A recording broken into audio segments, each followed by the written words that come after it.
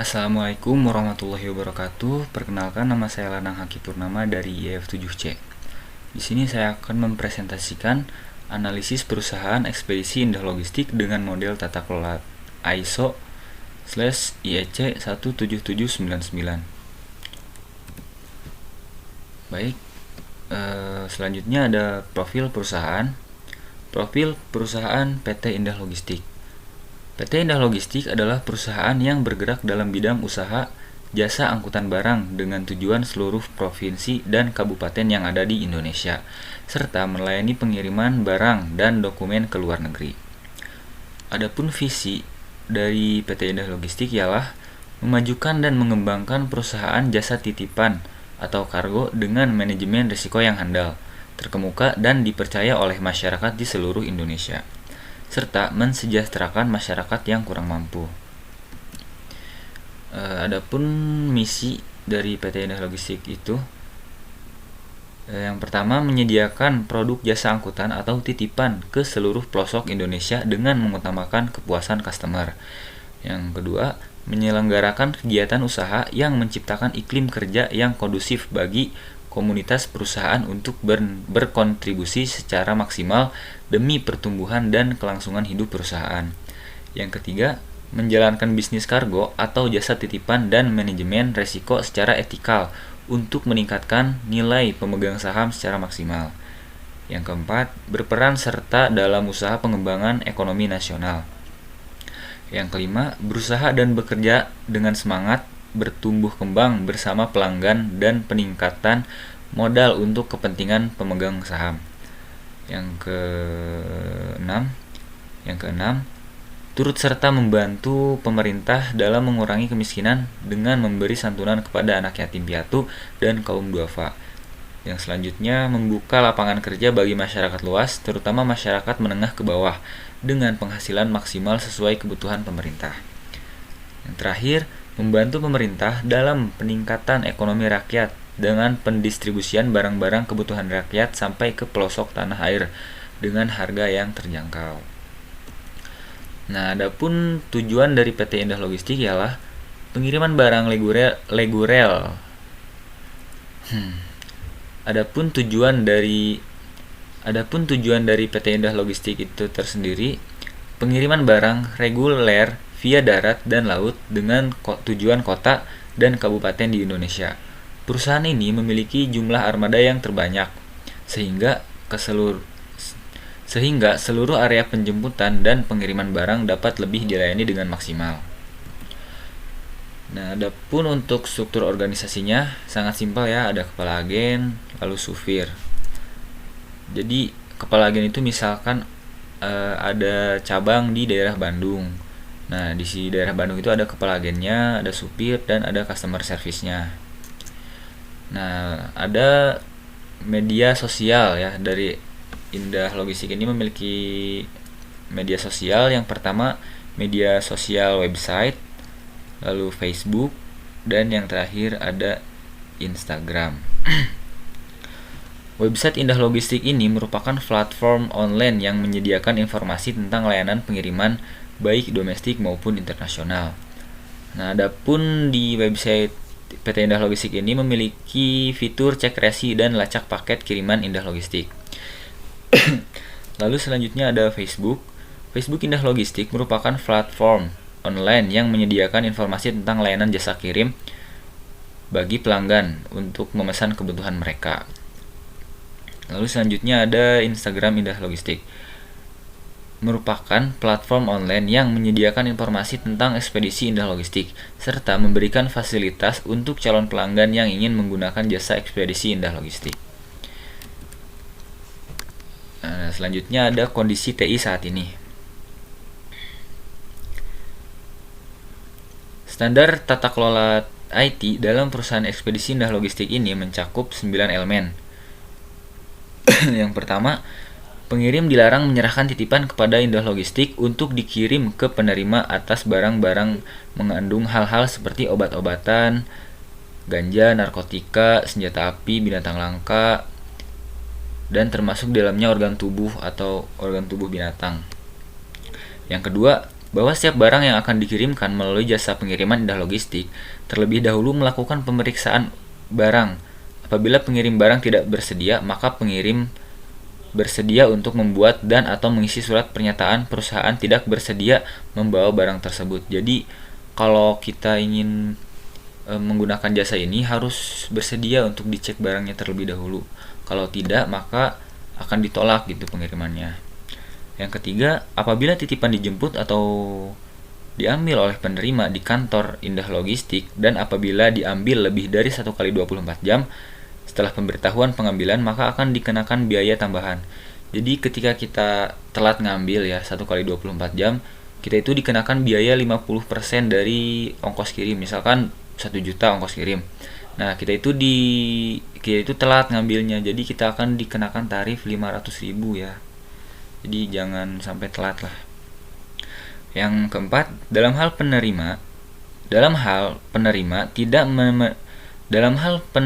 tidak menerima titipan sesuai dengan layanan kiriman yang dipilih oleh pengirim.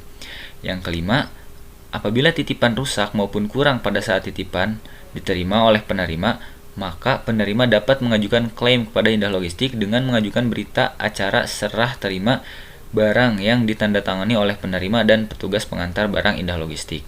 Yang keenam, Indah Logistik bertanggung jawab terhadap kerusakan dan atau kekurangan isi titipan sebelum diserah terimakan kepada pengirim. Yang ketujuh, apabila nilai titipan di atas 1 juta rupiah, maka titipan tersebut akan diasuransikan oleh pengirim kepada perusahaan atau yang telah ditunjuk oleh Indah Logistik dan pengirim membayar premi sesuai dengan ketentuan yang berlaku. Jadi kalau mau diasuransikan itu ada bayarnya lagi ya, jadi harus bayar gitu. Yang kedelapan, pengajuan klaim dilakukan oleh pengirim secara tertulis di tempat transaksi. Pengirim dengan syarat menyerahkan dokumen-dokumen asli berupa identitas pengirim yang masih berlaku, resi. Apabila diasuransikan harus disertakan dengan surat penutupan asuransi pengiriman barang. Dokumen-dokumen tersebut akan dicocokkan dengan dokumen yang berada di Indah Logistik. Apabila ada perbedaan, maka Indah Logistik akan memutuskan berdasarkan dokumen yang ada pada Indah Logistik. Nomor 9 atau yang terakhir, pembatalan pengiriman titipan dibagi menjadi 2. Yang pertama, pembatalan pengiriman titipan pada saat di pick up maka akan dikenakan minimum pembayaran sebesar 50% dari biaya pengiriman. Sama kayak yang tadi ya. Kayak yang pertama. Kayak yang awal tadi, kalau telat disuruh bayar gitu, setengah dari ongkos kirim. Lalu yang kedua, pembatalan pengiriman titipan setelah barang-barang dibawa ke gudang atau warehouse, maka semua biaya yang sudah dibayarkan tidak dapat dikembalikan. Dengan ini pihak menyatakan bahwa dapat menerima dan menyetujui syarat-syarat dan ketentuan tersebut. Nah, selanjutnya ada kondisi TI yang diharapkan. Yang pertama, adanya asuransi untuk barang yang berukuran kecil. Yang kedua, tidak adanya biaya pembatalan. Yang ketiga, tidak adanya biaya tambahan penyimpanan. Yang keempat, menerapkan sistem auto sign-in dengan Google, Facebook, atau media sosial lainnya. Nah, di sini ada 4 aspek ya.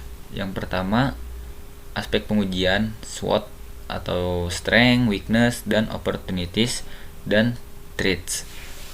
Untuk strength atau kekuatan dari PT Indah Logistik itu tersendiri ada mendukung kiriman jumlah besar, lalu cakupan yang luas, pilihan armada lengkap, mempunyai tim pemasaran sendiri dalam sistem pemasaran, memiliki berbagai merek, organisasi yang terstruktur, pemberian bonus bagi karyawan yang berprestasi, teknologi operasi yang modern.